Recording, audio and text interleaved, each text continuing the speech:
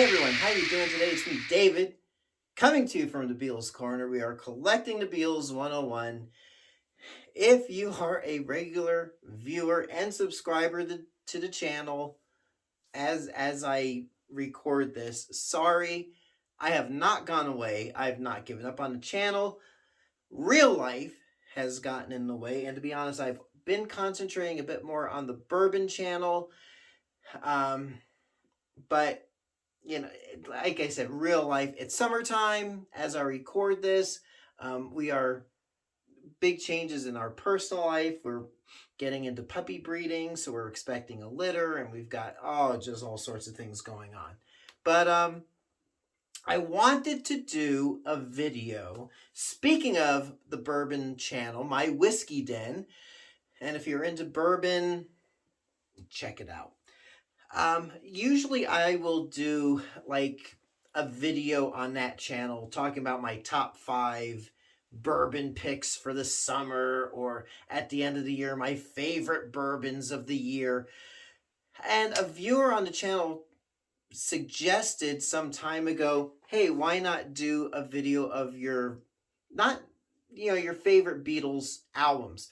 But I'll go one better. These are going to be my 5. It's a few more than 5, and I'll explain why as I go through.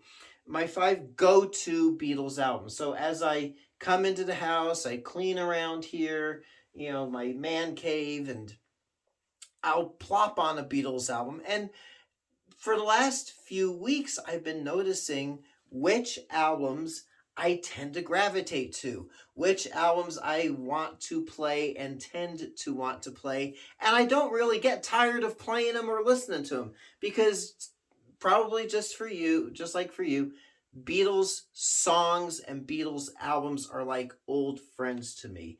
And we got a mix of British, got a mix of American versions of albums. So without much ado, let's go through my 5 go-to Beatles albums that I enjoy listening to. So first up, we have got, this is the number 5. At number 5 on this video, we are going to go with the Please Please Me album.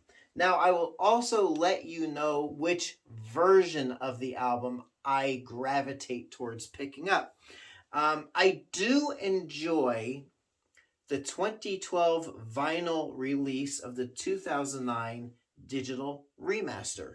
However, for an all analog, really great listening experience, this, I'm just going to say late 70s, early 80s, EMI Electrola Apple pressing from Germany, to me, cannot be beat for a good stereo version of this album.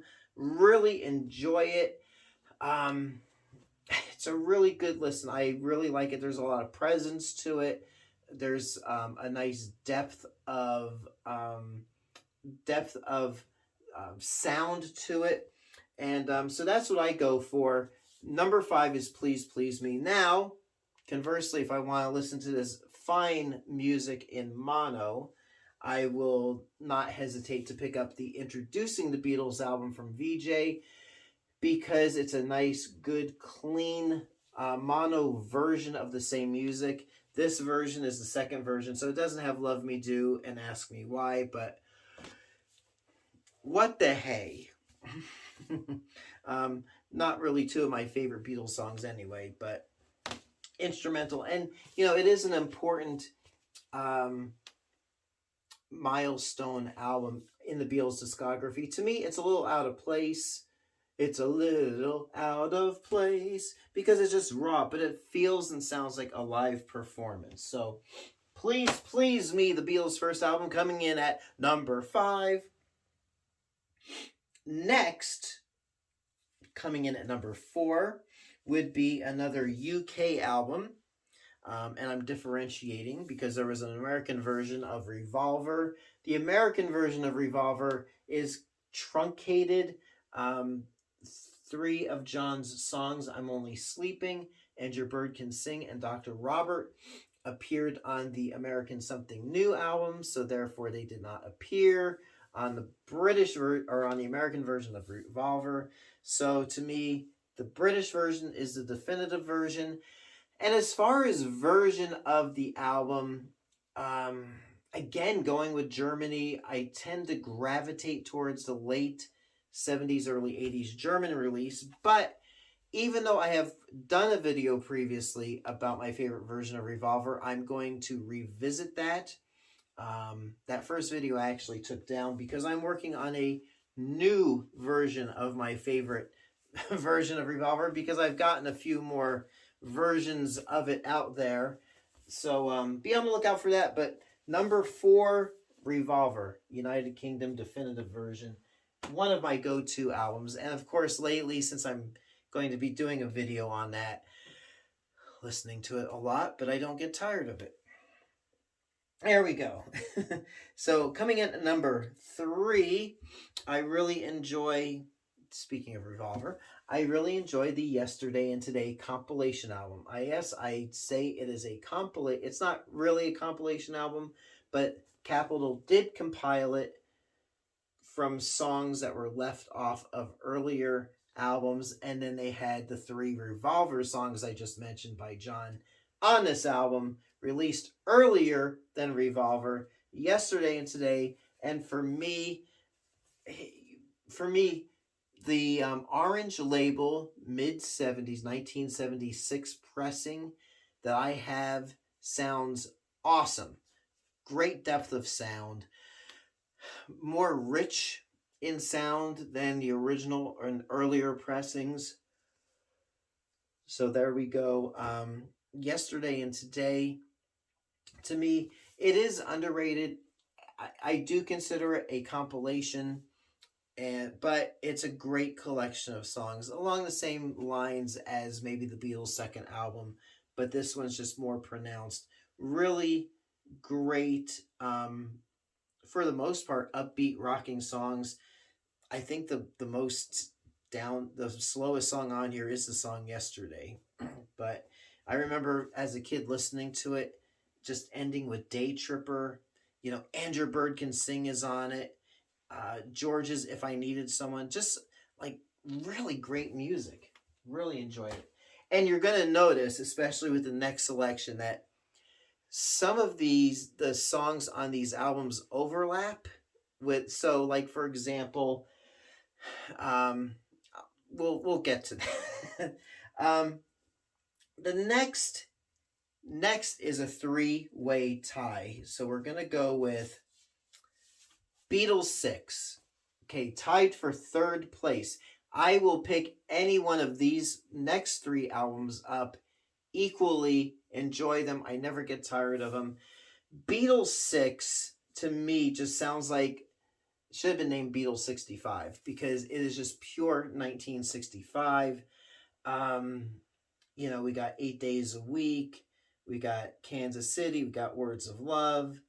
Off of Beatles for Sale. A couple others, I believe. A song not written, but recorded just for the American market. Bad Boy appears on here, First Time Anywhere Worldwide.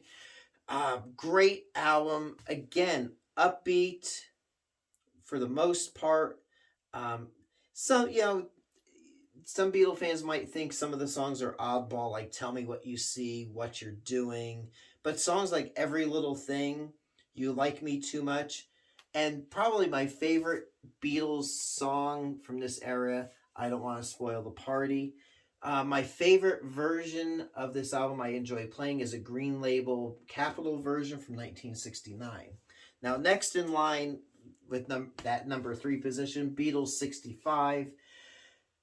Just basically, we have most of the Beatles for Sale album, but then we've got I'll Be Back, She's a Woman, I Feel Fine thrown in there with their, and the latter 2 songs with that heavy Dave Dexter echo. Really a great, I don't get tired of this album either. Really enjoy it. And I just have early pressings, so I don't have a favorite pressing of this album. So there you go, tied for third, along with Beatles for Sale. And the one that there's two versions I favor. Again, going with the 2012 vinyl version of the 2009 digital remasters. Probably one of the best sounding Beatles albums I have heard. Really great package, faithfully recreating the original packaging.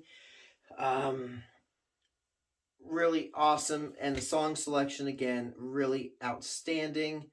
And of course, the songs, for the most part, overlap with Beatles 65 and Beatles 6. So there you go. And then for a purely analog, the German version on the Odeon label, Blue Label Odeon is what I got. No gatefold. You can see the title plain as day at the top. So Beatles for Sale, Beatles 65, and Beatles 6. I will pick any of those up equally. I love the music, and unfortunately, a lot of people just overlook it after the brilliance of A Hard Day's Night, which did not make the list, but that is one of my favorite Beatles albums. The music on A Hard Day's Night, I kind of just have listened to death over the years. So, there you are. My number one pick, my number one go-to, is the American version of Rubber Soul. This differs, as we know. Dave Dexter packaged this a little bit differently than the original British version. I've Just Seen a Face leads it off. It's Only Love leads off side 2. Songs have been removed that later appeared on Yesterday and Today, such as Nowhere Man and a couple of others. But really an outstanding, my favorite and my number one go-to Beatles album that I enjoy listening to.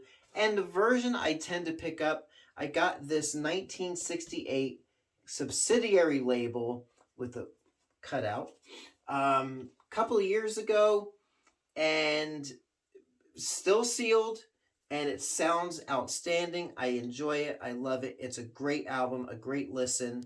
Probably, in my opinion, the best sounding version that I have. And I will play this alternatively with the Dave Dexterized East Coast version, as it's called, with just a squosh more echo and reverb, not overpowering, but just that squosh. So there you go. So hope this video was worth the wait. I've been wanting to do it. I needed to conscientiously take a few minutes and just share those picks with you. And I promise I'll try to get more videos out there more regularly, especially as the weather turns. And we'll leave it at that. So until next time, it is me, David, coming to you here from the Beatles Corner. Let me know what your favorite Beatles albums are. What albums do you go to listen to the most? And share that with me in the comments. Like and subscribe, the whole shebang and 9 yards. And I'll catch you on the flip side. Happy collecting, and we'll catch you soon. Thanks again for watching.